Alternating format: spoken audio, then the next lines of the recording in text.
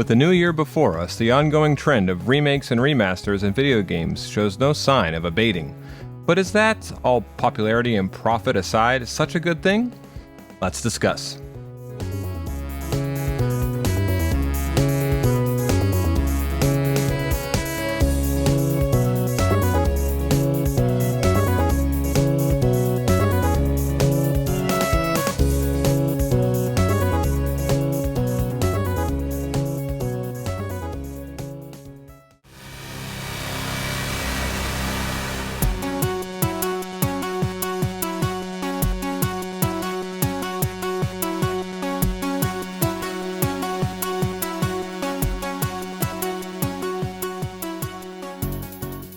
Like many players my age, I grew up gaming when the medium was still in an experimental phase.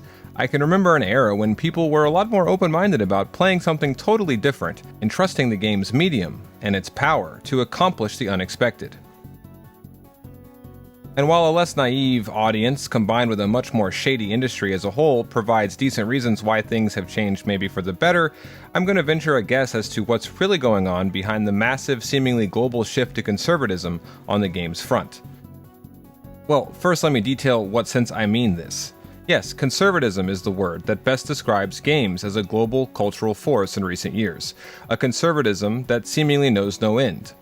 What I mean is that, roughly speaking, sets of self-reinforcing norms have sprung to life in bottom-up fashion, norms which risk subjecting the most influential and powerful creative medium on Earth to the same standards and practices rotting cinema and, to a lesser extent, television from the inside. What are these norms exactly? These norms, derived from age-old Hollywood methods, stipulate that people are nothing more or less than consumers, risk-averse consumers at that, risk-averse consumers who are mostly out to just pass the time, marvel at new technology, and maybe, if they're lucky, at best, recapture some familiar fragment of much younger days and much beloved IPs already well in existence. In a better balanced landscape, I'd argue that remasters and remakes would be fine, occasionally great attempts at just this very sort of conservative people-pleasing. It's good to see the medium develop for itself a sense of history and strive to near endlessly perfect what was already, for its place and time, nearly perfect to begin with. And I'll admit some IPs, like for example Naughty Dog's The Last of Us, do well under so much renovation and cross-media reimagination. All this may simply herald that the time when games will join other non-interactive media as a recognized major pillar in culture and society, that time is upon us.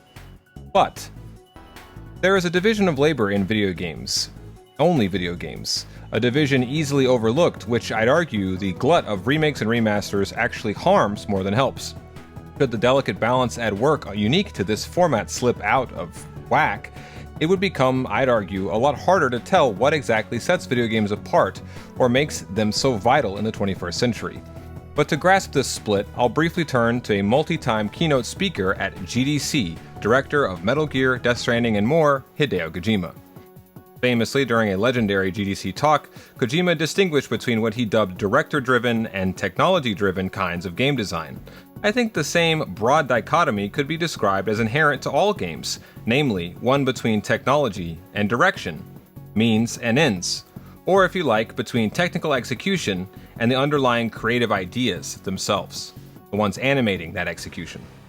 Now, I believe truly great games mix the two in complementary ways, as indivisible halves forming something greater than the sums of its parts. And that's how you avoid stagnation and the law of diminishing returns, as Kojima tells us in Death Stranding, by letting some things die when it's their time to do so. A great game marries a certain technical era with a certain set of ideas, combining to be great only relative to a precise place and time. I worry that in today's age of endless remakes and remasters, it's just assumed to be true that great ideas yesterday will remain great or retain the potential for greatness forever. All these kinds of projects apparently think will be needed are new means technologically to realize those same old ideas over and over again. But this robs new ideas and IPs from the limelight, while luring big companies into a false sense of design complacency. Sure, more great games are probably being produced today than ever, but more often than I'd like, I see great new ideas sidetracked in the communal attention span to keep up down payments on titles and franchises long dead or obsolete, like say Silent Hill. And yes, I understand the irony in all this given my channel focuses on a dead series, Metal Gear Solid, but new ideas, in my opinion, regardless of what series they come out under, should be married with the new technology. To produce, at worst, reboots instead of whole cloth recreations of sacred cows. But sadly, there's more easy money in a well-established brand, even though after long enough, these brands gradually become famous just largely for the sake and on the basis of fame itself. Famous for being famous. Like what happened to Star Wars, just merely fodder for down payments for some big company to keep up theoretical value behind the IP's name, turning each IP into just one of many endless widgets in the stock market. For one alternative to remakes and remasters, consider the recent spate of nostalgic yet relevant titles like Signalis or Norco. Both of these games are 90s to the core, but they reinvent, I'd argue, the feel and streamline the controls of that era of games to provide players with experiences that don't simply play like rote returns to an obsolete age.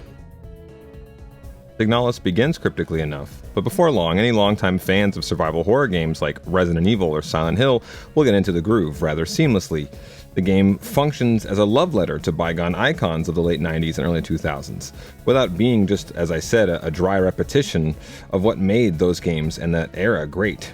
The game's use of unreliable narration, multiple endings, and parallel storytelling using references outside the game to other games like Silent Hill 2 all provide an experience that's genuinely haunting and addictive enough to be its own brand new thing. Signalis channels ghosts from everything from Evangelion and Resident Evil to the original Metal Gear Solid and Silent Hill. Yet in addition to these touchstones, Signalis innovates a style of storytelling and a unique radio mechanic that you couldn't just auto-generate from a taste profile algorithm or something. It's its own thing. Instead of mindlessly reproducing or half-assedly upgrading the classics of yore, Signalis, as well as Norco, enter into conversation with the past, keeping that past in some sense realer and more alive than had these just been Silent Hill 2 or Policenauts remasters. Having watched the development of this title over the years, I was thrilled to get my hands on Norco for the first time. I was pleasantly surprised to find that more than just a Snatcher or Policenauts-leaning adventure game, that Norco pioneers its own psychedelic, low sci-fi fantasy aesthetic that's much more than skin deep. Far from mere posing as some indie title from the turn of the century, Norco feels somehow new and old all at once. I couldn't say much more without risking spoiling things, but suffice to say that the game achieves a retro satisfaction with all new characters, settings, and storylines, revisiting old game templates without cynically cashing in with new technology without anything to say.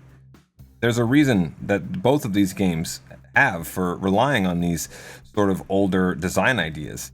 And they do them very well. They do them in a self-aware way that works those old touchstones that you recognize into the gameplay, and that in of itself is something new.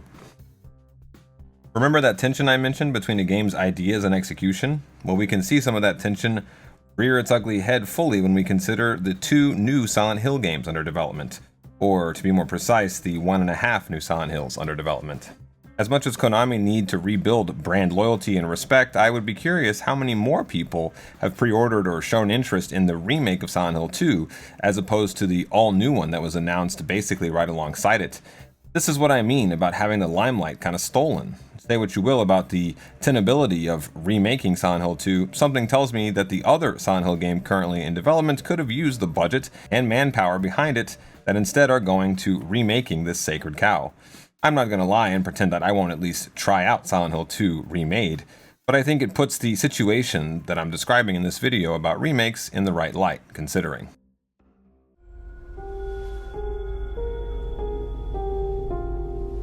Could she really be here, waiting for me?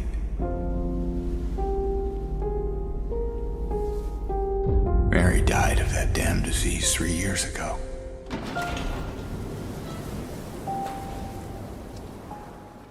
I hate to see this art form devalued so badly. Even if I've played several remakes I'd even go so far as to call excellent, I just think games deserve better. Don't you? Until next time, boss.